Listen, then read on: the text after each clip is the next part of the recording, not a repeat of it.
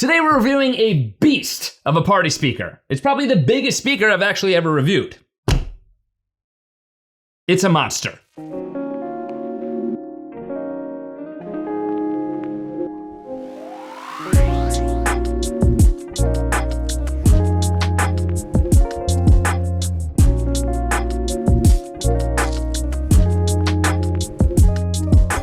What's up, internet? I'm Brian McDuff, aka BMac, and welcome to another video. So yes, indeed, today we're gonna be taking a look at and breaking down this bad boy right here. This is the Sony ULT Tower 10, and it is an absolute behemoth of a party speaker. But first things first, I do need to give a huge thank you and a shout out to Sony for actually sending out this Sony ULT Tower 10 for me to be able to check out and review. So Sony, thank you. I appreciate you. But with that having been said, there is so much to get to with this party speaker, so let's just get right into it here and start things out with the design of the Sony ULT Tower 10 and how things are looking on the outside. When you first look at the Tower 10, it's pretty obvious to see why I'm calling this thing a beast. I mean, it is so darn big, I actually couldn't even fit it obviously up here on the studio desk, so I got it propped up next to me over here, but this thing is massive. It stands at just under 4 feet tall, and it's about 1.5 feet deep and 1.5 feet wide. It's got a matte black finish, a hard plastic exterior, 2 retractable slots on either side of the speaker itself for housing those wireless karaoke microphones, and of course a metal grate protecting the lower subwoofer. Complete with a full array of controls on top, an integrated handle, and wheels built in to help you wheel this thing around, which you are gonna wanna do if you need to move it, because this thing weighs in at just over 60 pounds. But none of this is really surprising because this is a party speaker that's meant to be used in a party situation, in larger gatherings, in larger areas, so that's what it's intended to be used for. And to achieve its massive sound, the Tower 10 is packing 4 1.57-inch tweeters, 2 firing to the front and 2 firing to the back, 2 3 3/4-inch mid-range woofers, and a single massive 12.6-inch by 12.6-inch Sony X balanced subwoofer behind the metal grate. Now the ULT Tower 10 is advertised as providing 360-degree sound, in part because of those 2 backfiring tweeters, which are supposed to help fill in the highs in the space in which you're using the speaker itself. That is gonna make a pretty big difference when you're using the speaker indoors and you have to fill a rather larger space inside, but I did find the Tower 10 to still be pretty directional when you're using it in a much more open space, like when you're outdoors. You're definitely gonna get the full effect and the full sound quality of the speaker when you're standing in front of it. It's not true 360, especially like I said, when it's outside, so just keep that in mind. That's not a deal breaker here, but just don't expect it to be projecting music from all sides around it. It's really just intended to be kind of filling in the areas when you're using it indoors. Now on top of the speaker itself is where you're gonna have all the basic controls that you could want. You have a physical power button and an ULT button, which we'll talk more about in a few minutes, and you have touch-based controls for everything else, including the RGB lighting, selecting the input source, Bluetooth, volume, and even adjusting your karaoke settings, but more on those settings a little bit later. You're also gonna notice that you do have a sealed off compartment for a 1/4-inch audio input, which sits alongside a volume control knob and a guitar toggle button, letting the speaker know when a guitar is connected instead of a mic. Now from all the documentation I've been able to find, the Tower 10 is also considered splash proof, but as far as I can tell, this is only gonna be on that top surface, and there probably isn't a whole heck of a lot of water resistance or dust protection on the rest of the speaker itself. But next up, let's talk about connectivity and how you could actually use the ULT Tower 10 to play your music, whether that's hardwired or of course streaming through Bluetooth. The Tower 10 offers a Bluetooth 5.2 connection with multi-point connectivity for better range and signal stability, with support for the SBC, AAC, and LDAC audio codecs, which I'm personally very happy to see here. The LDAC audio codec support, that's gonna allow me to have some more higher resolution audio streaming over Bluetooth. It's something I personally use every single time I'm listening to music with the Tower 10. You do also have a USB-A port on the back of the speaker, which can be used for audio playback, but it also does provide 7.5 watts of output power to charge your connected devices.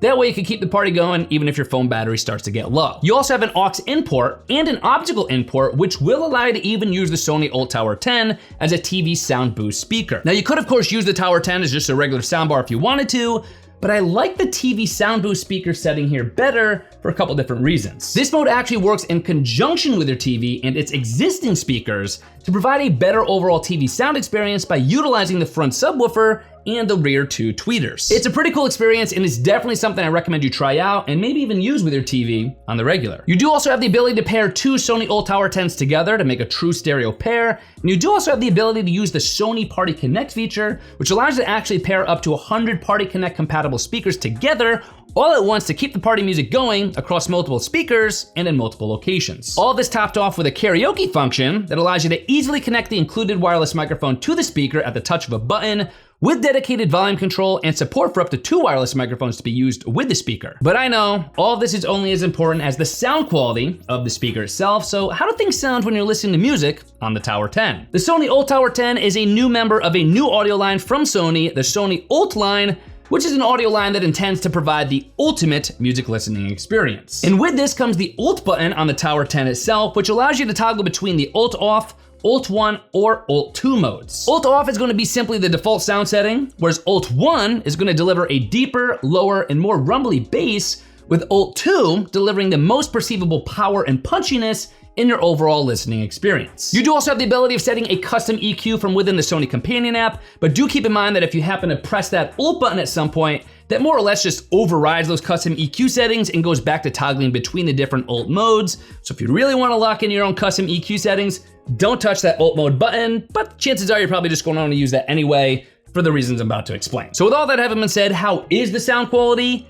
Simply put, this thing bumps. This thing is capable of 1,000 watts of output power and even covers the entire EQ range from 20 hertz to 20 kilohertz. In between the subwoofer, the mid-range woofers, and those tweeters, the sound quality on this thing truly is incredible. It really is probably the best sounding party speaker that I've experienced with an insane level of loudness to date. And personally, even though I consider myself an audiophile with the ability to customize things myself, I actually like the fact that I don't even have to worry about that here on the Sony ULT Tower 10 because Sony's done the work for me. Literally at the touch of a button, I could go into ULT 1 or ULT 2 mode, and things are gonna sound pretty much the best that they can in either of those 2 modes. Now, part of the reason why the Tower 10 sounds so darn good is probably at least in part because of the optional sound field optimization setting that I personally have turned on, which is where the speaker will automatically detect the noise around it and then adjust its sound output to give it the most optimal sound quality. But this is a party speaker, so we do have to leave some time to talk about the extras that are built in here,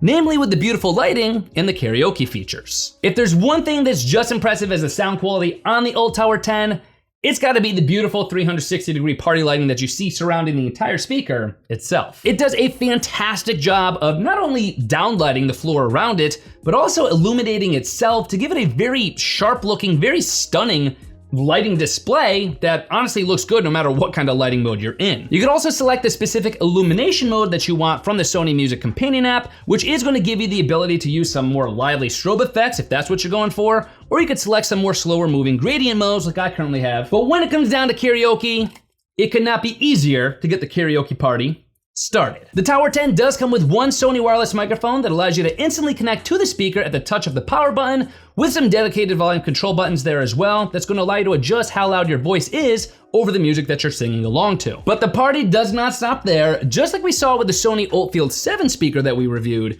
you also have the ability of adjusting the key of the song that you're listening to in real time, multiple semitones in either direction, up or down, which could really take your singing capabilities to the next level. And you also have the ability of connecting a guitar to the ULT Tower 10, like we talked about before, which would probably make the Tower 10 the ultimate gig speaker if you wanted to perform live. But do keep in mind that this thing doesn't run on battery power, so you would need a source of AC power in order to do that.